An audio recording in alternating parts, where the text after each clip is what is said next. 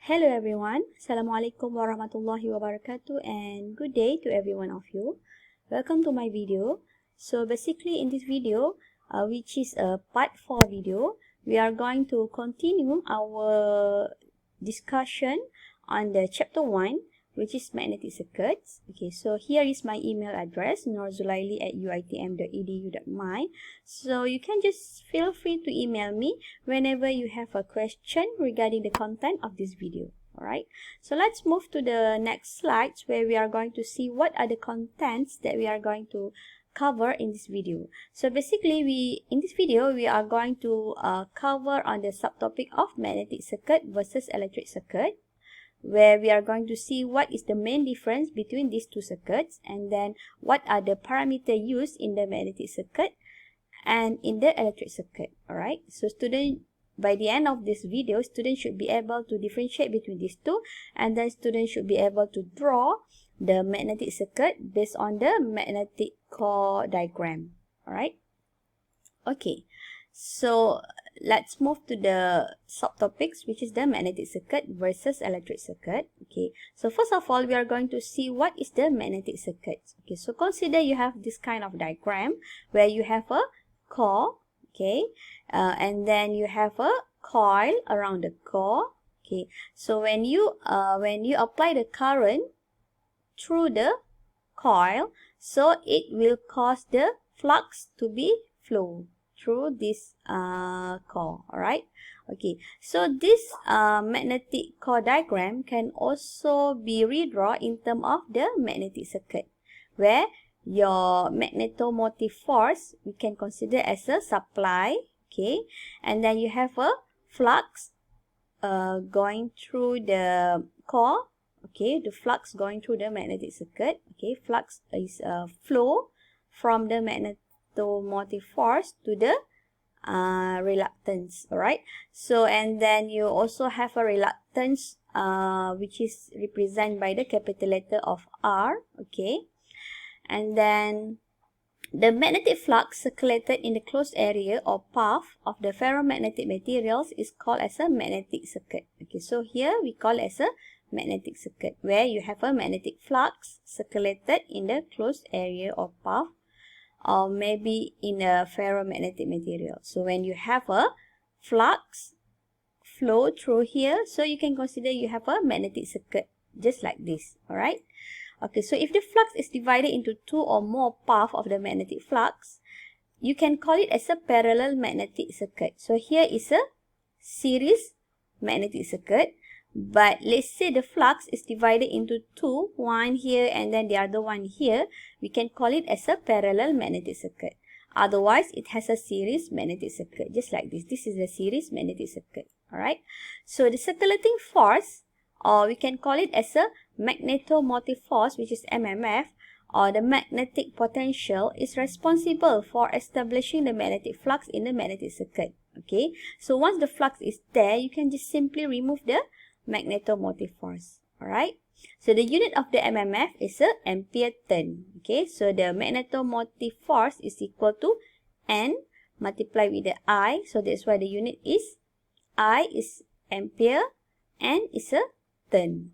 Alright, okay, so for the electric circuits, so here is the diagram for your electric circuits, where you have a voltage supply, and then you have a resistor here, and then you have a current flow from the voltage supply to the resistor. Okay, and then the relationship between the V, I and R is given by the Ohm's law, where the I is equal to V divided by R. Okay, so this is the basic electric circuits that you guys must know as a students of electrical engineering. Alright, so an electric circuit is a path or line through which an electric current flow. Okay, so if in magnetic circuit you have a flux flow, so here you have a current flow. So the path may be closed or may be joined at the both ends, making it a loop. So here you have a one single loop. A closed circuit makes an electric current flow possible. So when you have a closed circuit like this, so it may cause the electric current to be flow. Alright, and then it may also be an open circuit where the electron flow is cut short because the path is broken. So it can also be a open circuit. Alright, so an open circuit does not allow electric current to flow. Okay, so this is just the basic of the electric circuits. And then next, what is the difference between the magnetic circuit versus the electric circuit? Okay, so for the magnetic circuit, you have a magnetomotive force, MMF, or the symbol is represented by the capital letter of F, that causes flux to be produced. Okay, so when you have MMF, it will cause the flux to be produced. But in electric circuit, you have the voltage supply, or you can call it as an electromotive force, EMF. The symbol is V, and then this V will cause current to flow. Okay, if the magnetomotive force causes flux to be produced, but here V will be causes current I to flow, right? And then the relationship between the magnetomotive force with the flux represented by F equal to flux multiplied with the reluctance. Okay, but here you have where the F represent the magnetomotive force MMF of the circuit, and then phi is your flux of the circuit, and the capital letter of R represent the reluctance of the circuit. Okay, but for the electric circuit, you have the relationship of V equal to IR. So this is your Ohm's law. Okay, where your V is actually the voltage supply, or maybe the electromotive force we call as a EMF. Okay, and then I is a current, R is the resistance of the circuit. So this is the two some sort of the similarity and the difference between the magnetic circuit and the electric circuit. Alright. Okay. So what are some other difference between the magnetic circuit and the electric circuit? So in the magnetic circuit, we have magnetomotive force, or we call it as a F. But in the electric circuit, we have an electromotive force, or we call it as a V. Okay. And then for the magnetic circuit, we produce the flux, but here you cause the current to be flow. Okay, here we have a magnetic flux density, which is B, and then here we have an electric flux density, which is D. And then here we have a magnetic field intensity, which is H, but here you have an electric field intensity, which is E. Alright. So in the magnetic circuit, you have a reluctance. Okay, so with the relationship F is equal to flux multiplied with your reluctance. Okay, so reluctance is actually a measure of the opposition to the flow of the flux through a medium core. Okay, meaning that the higher the value of the reluctance, so it will oppose your flux to be flowed through the core. Okay, but for the electric circuits, you have a resistance R. Okay, so the behavior of the R is actually same to the reluctance of the magnetic circuit, because in electric circuit, the resistance is actually measure of the opposition to the flow of the current through the conductor. Okay, so the R, the resistance, is actually opposed to the flow of the current, but for the reluctance, it opposed to the flow of the flux. Okay, so and then finally, in the magnetic circuit, you have a permeability, which is mu. Okay, so but here you have a conductance. Okay, so conductance is a is given by